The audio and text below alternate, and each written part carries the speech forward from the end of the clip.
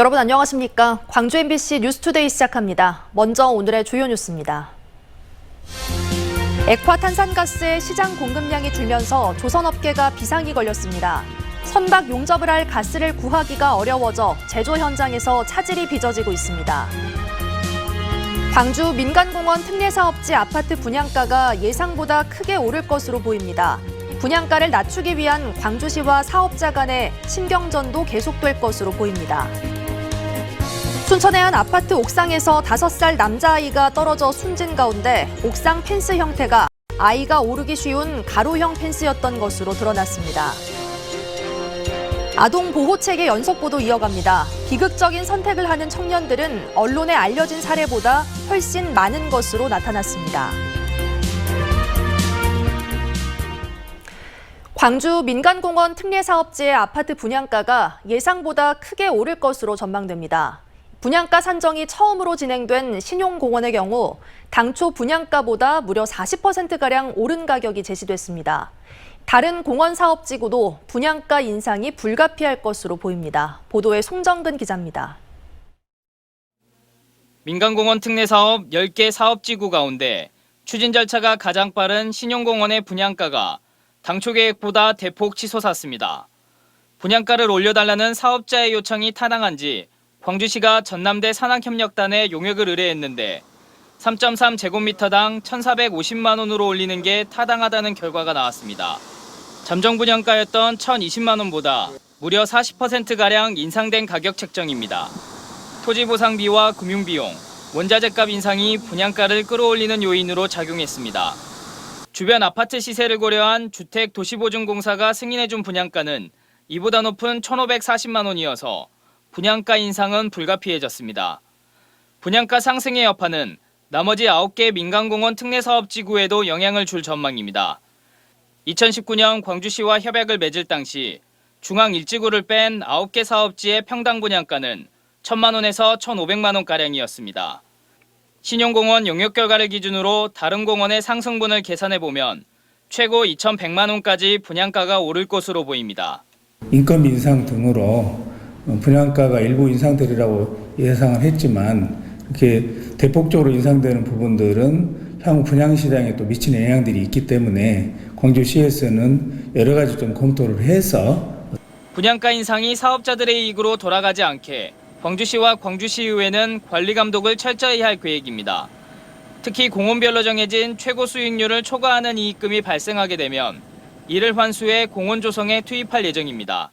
도시공원 특례사업은 초과이익 환수제도를 정하고 있기 때문에 그 초과된 이익은 다시 우리 시민들의 공원 사업으로 되돌려주는 사업이기 때문에 분양가 상한이 그 기업의 이익으로 직결되는 것은 아닙니다.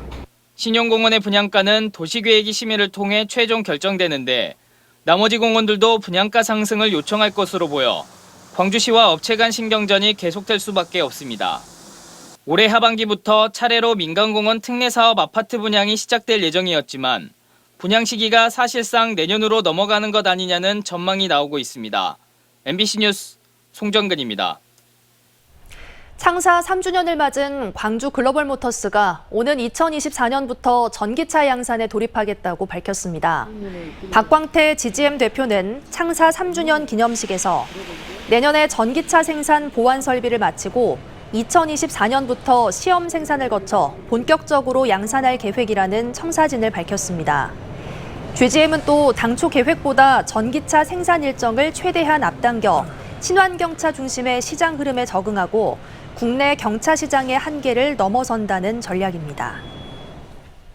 서늘한 가을이 갑자기 찾아왔죠. 오늘 대체로 맑고 선선한 날이 이어질 전망입니다. 아침 기온과 낮 기온 모두 어제와 비슷합니다. 광주의 출근길 기온 16도로 출발해서 한낮 기온 25도로 오늘 일교차 9도가량으로 매우 크게 벌어지겠습니다. 아침 저녁으로는 특히 얇은 겉옷 잘 챙기시고요. 체온 조절에 신경 써주셔야겠습니다. 당분간은 고기압의 영향으로 맑은 날씨가 이어지겠습니다. 오늘 하늘 모습도 보시면 깨끗한 하늘 드러난 상태입니다. 날씨 정보였습니다.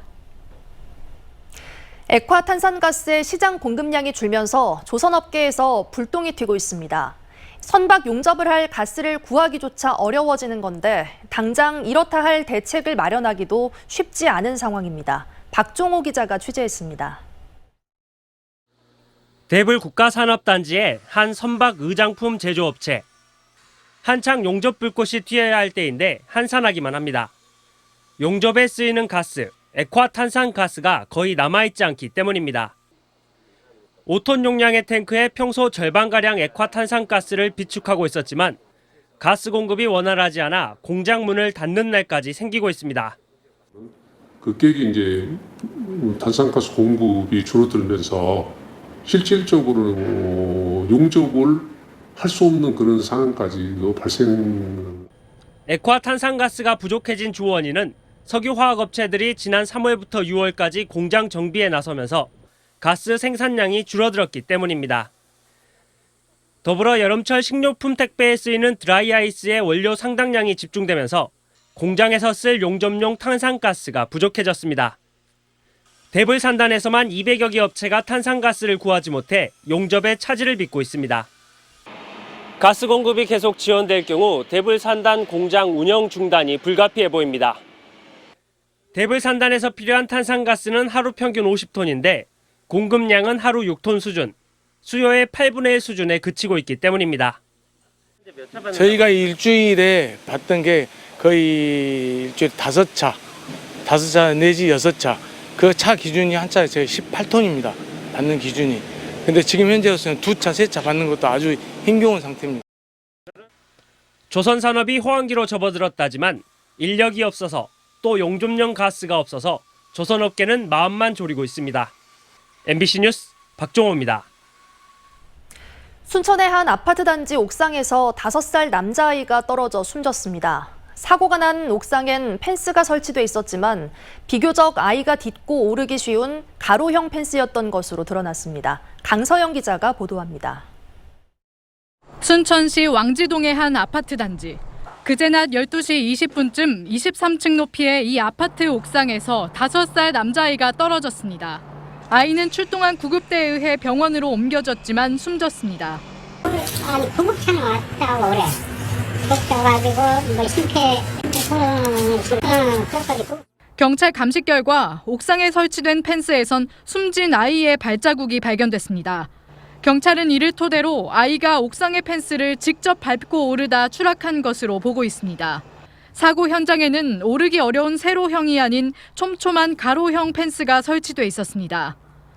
보시는 것처럼 사고가 난 난간은 아이가 딛고 오를 수 있는 가로 모양입니다.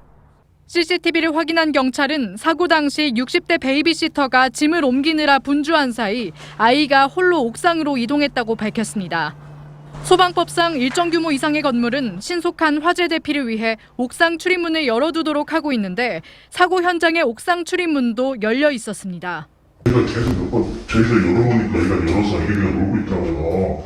경찰은 사고가 수습되는 대로 관계자 등을 불러 정확한 사고 경위를 조사할 예정입니다. MBC 뉴스 강서영입니다.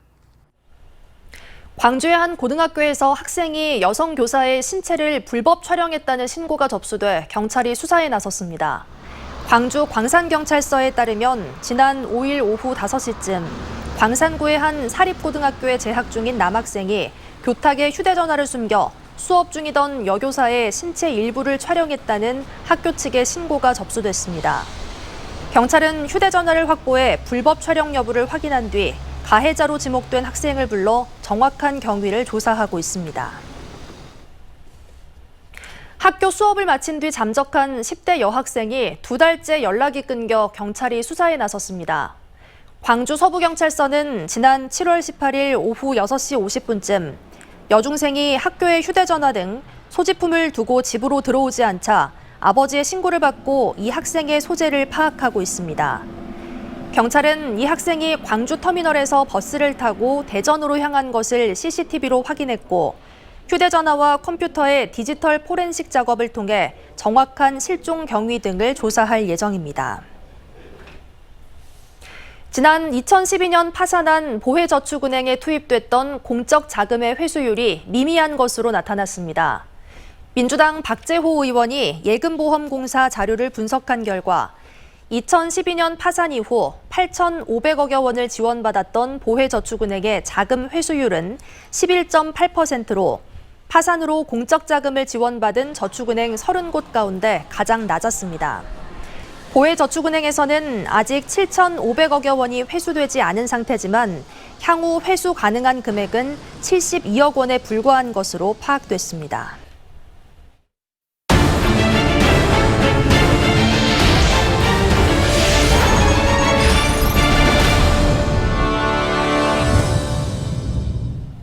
한 달 전 아동양육시설 출신 청년 2명이 비극적인 선택을 한 것에 지역사회 충격이 클 수밖에 없었던 건 두 사건이 불과 며칠 사이 연달아 일어났기 때문입니다.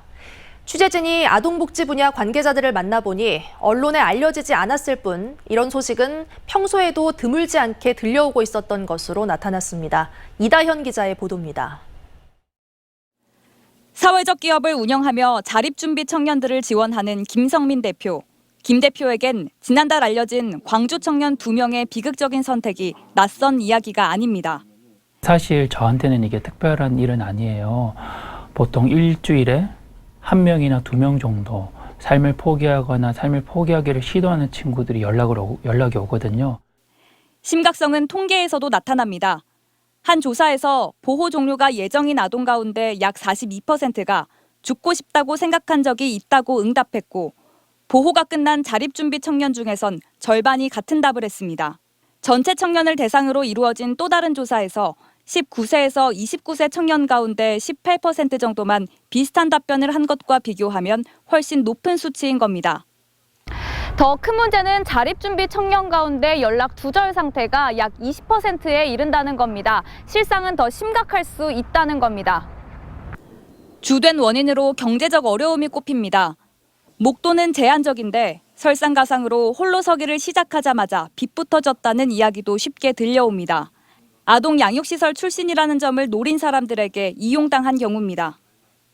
막 퇴소하면 이제 좀 고아들 이용해서 사기치는 사람들이 많아요. 그래가지고 그런 걸로 사기를 좀 당해가지고 제가 제일 힘든 건 빚이죠.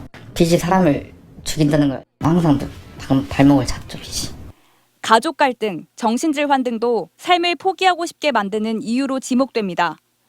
보호 대상인 아동들이 건강한 성인으로 성장하기 위해선 지원 대책이 생애 주기별로 마련돼야 한다는 주장이 나옵니다. 최근에 조금 안 좋은 일이 발생한 청년들 연령대 이전부터 조금 섬세한 관리가 필요하다고 생각을 하는데 열악한 환경에 있는 시설들이 있다고 하면 그런 부분에서 우리 아이들이 과연 건강하게 성장할 수 있을까? 아동 양육시설 출신 청년들의 잇따른 죽음이 알려진 이후 광주시는 자립준비청년 지원 체계를 보다 강화하기로 했습니다. 새로 나온 대책이 이번에는 현장에서 실효성 있게 적용될지 주목됩니다. MBC 뉴스 이다연입니다. 말 많고 탈 많았던 전남 도립대가 결국 전국 7개 도립대 가운데 유일하게 정부 지원을 받지 못하게 됐습니다. 대학 문을 닫아야 할 상황이라는 비판이 커지고 있습니다. 보도에 김진선 기자입니다. 지난해에 이어 올해도 교육부의 일반재정 지원대학에서 탈락한 전남 도립대. 초등교육기관 거점지구 공모사업에도 탈락하면서 3년 동안 국비 150억 원가량을 못 받게 됐습니다. 취업률 등 핵심 지표가 개선되지 않는 데다 잇따른 학내 분쟁 등으로 부실대학을 벗어나지 못하고 있습니다. 그래서 또 도비가 지원돼야 되는가에 대한 의문점도 많고 걱정스러워서 우리 혹시 이에 대한 대책 갖고 계세요? 또 도에다 의존하실 겁니까? 전남 도의회는 교수진들의 안일함이 사태를 키웠다고 질타했습니다. 전임 교수 40명 가운데 절반 이상인 55%가 연구 실적이 한 건이거나 단 한 건도 없는 상황. 학교를 떠나지 않고 남는 재학생이 78.7%, 이 가운데 취업한 학생이 64.2%에 그치게 된 가장 큰 원인이라는 겁니다. 교수들의 연구와 학생지도 성과에 따라 최대 80% 차이를 두고 성과급을 지급하자는 혁신안마저 교수회는 멋대로 뒤집었습니다. 교수회의가 무소불위의 권한으로 대학 발전은 뒷전에 있어요. 교수회의는. 사리사욕만 쫓는 이 집단 아니냐 이 말이에요. 특히 농수산과 신재생에너지 등 전남의 핵심 산업과 연계된 학과도 없어 도립대 설립 취지도 무색해졌다는 평가입니다. 저는 학교를 문 닫는 게 답이라고 생각을 합니다. 그렇지 않으면은 우리 앞서 말씀드렸다시피 우리 도립대 설립 목적에 맞게끔 학과의 구조조정도 지속적으로 추진하면서 대학의 어떤 지역 특성화 교육을 실시하는 방안을 지속적으로 강구하고 있고 전남도립대가 구조조정 등을 담은 혁신 방안을 제출했지만 도의회는 과거 구조조정 안도 뒤집은 만큼 신뢰할 수 없다며 제대로 된 혁신 대책을 다시 요구했습니다. MBC 뉴스 김진선입니다. 광주 지역 상장사의 시가총액이 전국에서 가장 적은 것으로 나타났습니다. 더불어민주당 김회재 의원에 따르면 올 들어 지난 7월 말까지 광주 지역 상장기업의 시가총액은 3조 7,610억 원으로 전체 시가총액 2,430조의 0.2%에 그쳤습니다. 총 시가총액의 86%는 수도권이 차지했는데 광주의 시가총액은 부산과 대구 등 다른 광역지자체는 물론 전북 0.7%, 강원 0.5%에 비해서도 낮은 것으로 나타났습니다. 김 의원은 지역경제 활성화를 위해 수도권 기업의 지방 이전 등을 통한 균형 발전 전략이 선행돼야 한다고 말했습니다. 농협 전남지역본부가 부족한 농촌 일손을 해결하기 위해 퇴직한 농협 직원들로 구성된 농촌인력중개센터 운영에 들어갔습니다. 농촌인력중개센터는 전남농협과 무안군의 협력사업으로 운영되며 올 하반기부터 무안군 관내의 고구마 수확과 조생양파와 마늘 입식 작업 등에 400여 명의 인력이 투입될 예정입니다. 국립아시아문화전당이 아시아 문화예술 선도를 위한 중장기 발전 계획을 발표했습니다. 아시아문화전당은 문화와 예술, 기술 교류 등 문화가치 확산을 위한 4대 전략을 목표로 5대 핵심 추진 방향과 분야별 세부 추진 과제를 선정하고 지역과 국가, 세계 단위 관계망 기반을 강화한 콘텐츠 제작에 나설 방침이라고 밝혔습니다. 특히 완성도 높은 콘텐츠 제작을 위해 아시아 문명사를 3단계로 나눠 오는 2027년까지 아시아의 다양한 모습을 보여줄 예정입니다. 광주시의회가 다음 달 말까지 의정 전반에 관한 혁신 방안을 마련하기로 했습니다. 정무창 광주시의장은 시민에게 신뢰를 얻고 일 잘하는 의회 구현을 목표로 조직과 인사, 제도와 정책 등 의회 운영 전반에 걸친 혁신 방안을 마련해 시행하기로 했다고 밝혔습니다. 의회 사무처장을 단장으로 발족하는 의정혁신추진단은 외부 전문가 토론과 내부 구성원 논의를 거쳐 혁신 과제를 도출한 뒤 다음 달 말까지 혁신 방안을 만들기로 했습니다. 갑자기 선선한 가을이 찾아왔죠. 오늘도 대체로 맑은 가운데 선선한 가을날이 이어지겠습니다. 아침 기온 16도 안팎으로 어제와 비슷하고요. 한낮 기온은 25도로 오늘 광주 일교차 9도가량으로 매우 크게 벌어지겠습니다. 특히 쌀쌀한 아침 저녁으로 얇은 겉옷 꼭 챙기시고요. 체온 조절 신경 잘 써주셔야겠습니다. 당분간 고기압의 영향권에 들면서 맑은 날씨가 이어질 전망입니다. 현재 하늘 모습도 보시면 깨끗한 하늘 드러난 상태입니다. 전남 내륙을 중심으로는 일교차가 더 크게 벌어지겠습니다. 장성과 담양에서는 일교차 12, 13도가량으로 벌어질 전망입니다. 신안 18도 안팎으로 출발해 한낮 기온 26도 안팎으로 종일 선선한 날씨 이어지겠고요. 구리에도 13도 안팎 보이고 있지만 한낮 기온 25도로 낮 기온은 지금보다 10도 이상 오르겠습니다. 바다의 물결은 최고 2m에서 2.5m로 조금 높게 일겠습니다. 당분간 광주의 기온 비슷한 수준으로 유지될 전망입니다. 날씨 정보였습니다. 이상으로 뉴스 마칩니다. 함께해 주신 여러분 고맙습니다.